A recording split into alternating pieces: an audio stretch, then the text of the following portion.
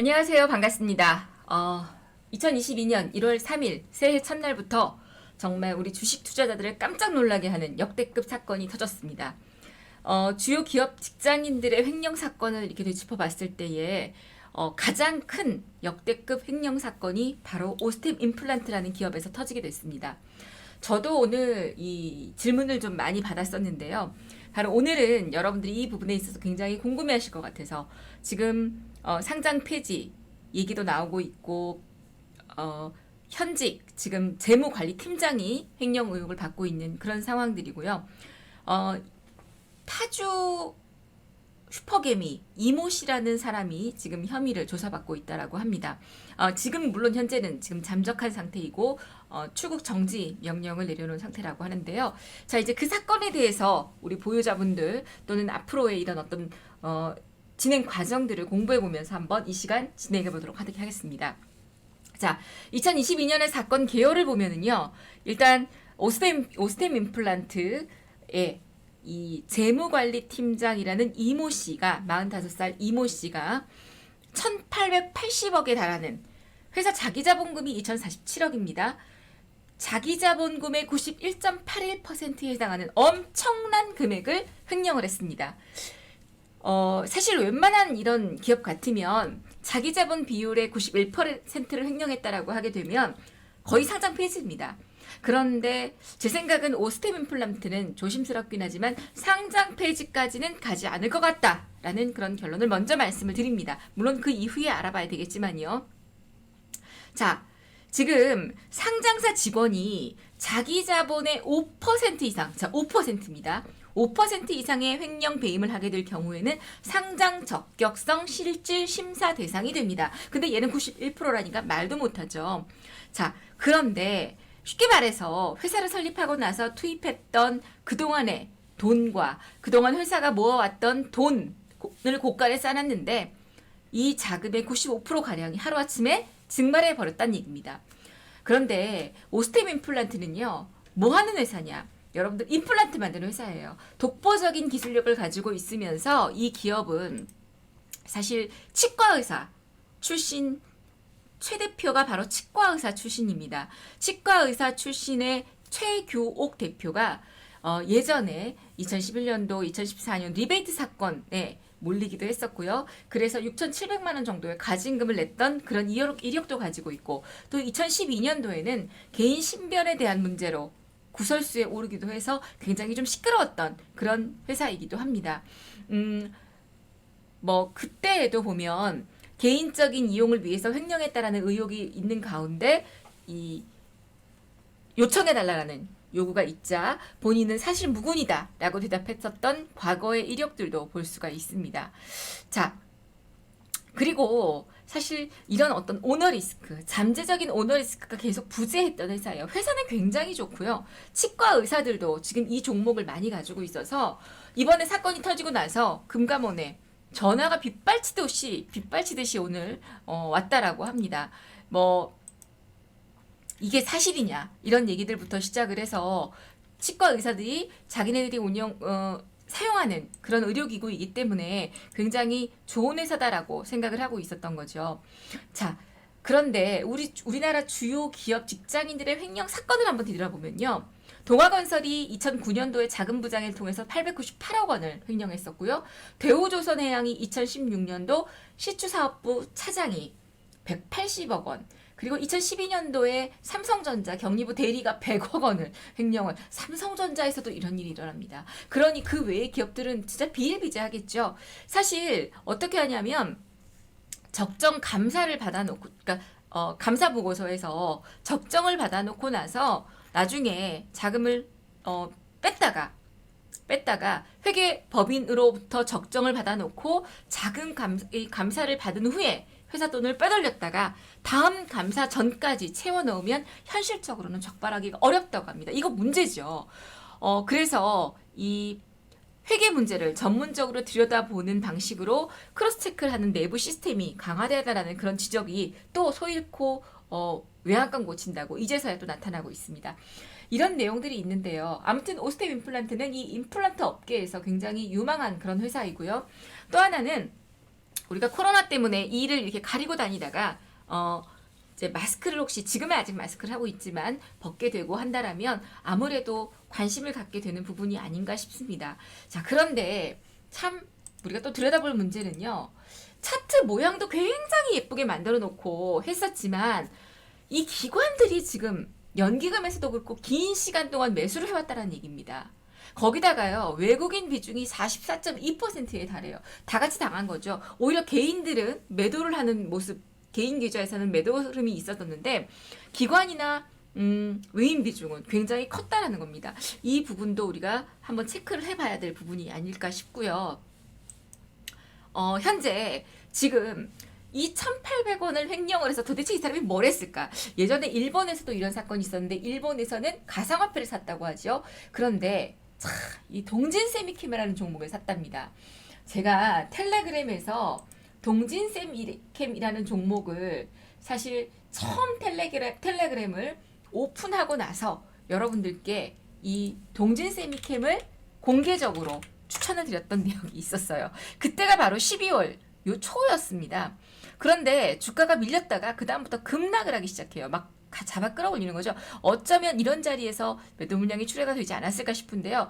사실 그래서 저는 개인적으로 오늘 제가 그러니까 1월 3일이죠. 동진세미캠이라는 종목을 33,000원에 매수했던 걸 오늘에서야 일단 올 매도를 하시라고 했습니다. 48,000원에 팔았으니까는 15,000원 수익, 거의 40% 50%에 가까운 수익을 본 거였었죠.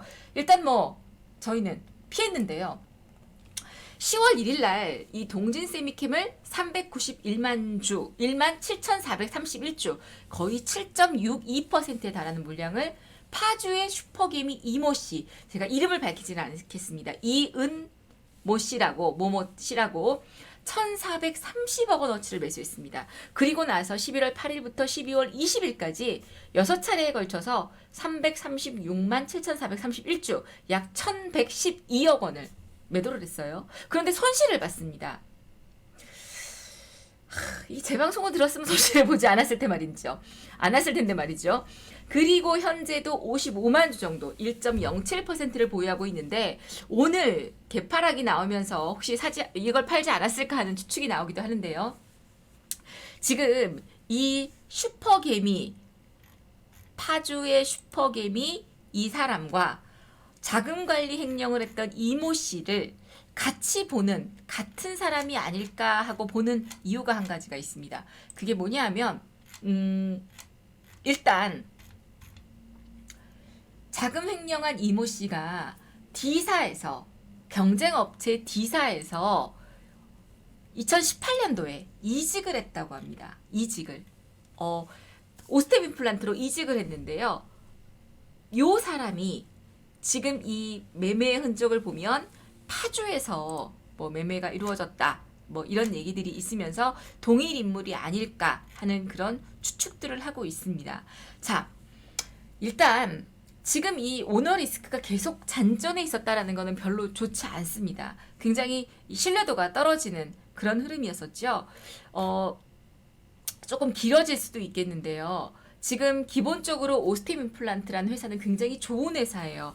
치과 의사였던 최규옥 회장이 2001년도 임플란트 제조업체를 인수하면서 국내 임플란트 사업에 획을 긋게 됐습니다.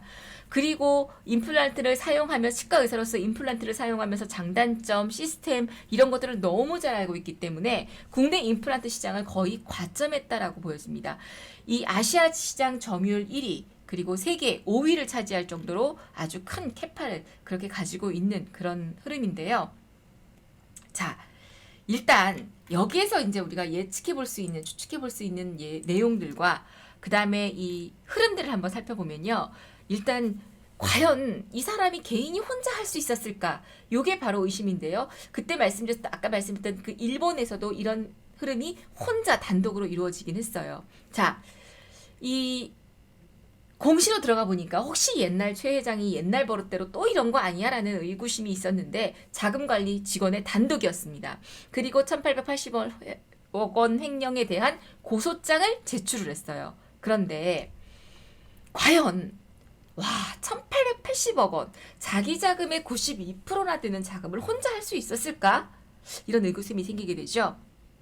자, 우리가 예측해 보건데 첫 번째는 이 직원이 그거를 다 쓱싹 할 만큼 어쩌면 오스템 임플란트의 자금 관리가 굉장히 시스템이 엉망이었거나, 두 번째 예측할 수 있는 건 오스템 임플란트 직원 단독이 아니라 더 높은 어떤 누군가의 지시하에 회사 자금을 개인 자금으로 바꾸는 돈 세탁 하던 중 직원도 자기 주머니에서 챙기겠다 팽 했던 게 아닌가. 조심스럽지만 이렇게도 예측해 볼 수가 있고, 어찌됐건 이 두 가지의 여러 가지 시나리오를 다 가질 수 있고요. 또 하나 예측해 볼 수 있다라는 건 아직 기사화되지 않긴 했지만 최근에 이제 아까 말씀드렸던 동진 세미캠의 뉴스, 동진 세미캠의 가짜 뉴스 발표 당시에 7%대의 주식을 사고 주주 등록을 한 이은모 씨라는 이 사람이